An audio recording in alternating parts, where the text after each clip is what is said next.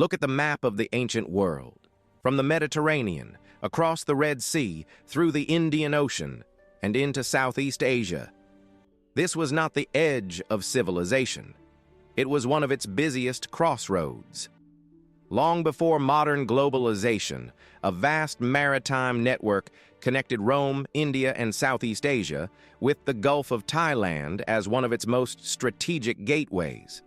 This video traces those trade routes and explains how they led, inevitably, to the rise of Archaeology, one of the most important ancient ports in Asia. By the 1st century CE, the Roman Empire was hungry, not for land, but for luxury. Silk, spices, precious stones, exotic aromatics. Roman merchants sailed from Egyptian ports like Berenike and Myos Hormuz, crossed the Red Sea, and entered the Indian Ocean trade system.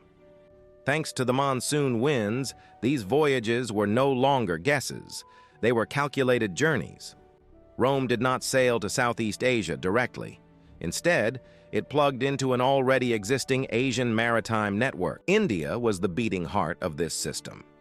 Ports on the western coast, like those of the Deccan and Tamil regions, received Roman gold and silver. From there, goods moved eastward.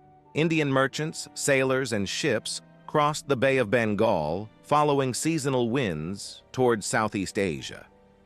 This was not one route, but many overlapping corridors, coastal, open sea, and island-hopping paths. India was not just a supplier. It was the broker of the ancient world. Here, geography becomes destiny. The Gulf of Thailand is calm, shallow, and protected. Its coastline is rich in river deltas. Its waters connect naturally to inland Southeast Asia. For sailors arriving from India, the Gulf was safer than the open South China Sea. It offered harbors, fresh water, repair stops, and access to interior trade networks. Whoever controlled this Gulf controlled the flow of goods between the Indian Ocean and mainland Southeast Asia. At the southern edge of the Mekong Delta, a port emerged that perfectly fit this geography. Archaeology was not a city by accident. It sat at the junction of maritime routes from India and beyond river networks, leading deep into the Mekong Basin overland paths connecting multiple cultures. Archaeology reveals Roman coins, Indian jewelry, glass beads, and local craftsmanship, all in one place. This was not a village.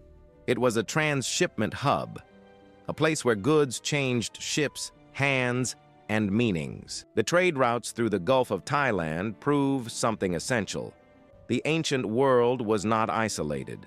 Rome did not discover Asia. Asia did not wait to be found.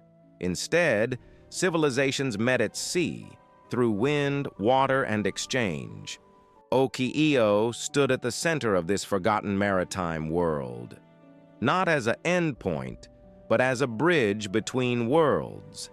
In the next episode, we will explore what was traded here, and how these goods reshaped Southeast Asia forever.